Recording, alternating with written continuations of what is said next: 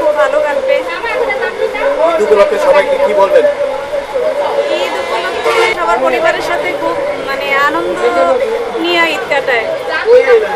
বাড়ির টানে আমাদের শ্বশুর শাশুড়ি মা বাবা সবাই আছে, আত্মীয় স্বজন সবার সাথে একসাথে ঈদ করার জন্য।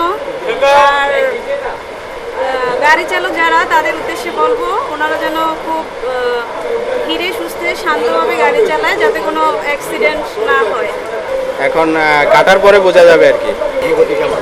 অনুভূতি তো অসম্ভব ভালো লাগার, কারণ দীর্ঘ 1 বছর পর ঈদ করতে যাচ্ছি, এটা আসলেই ভালো লাগতেছে। ঈদের বাড়ি যাচ্ছেন,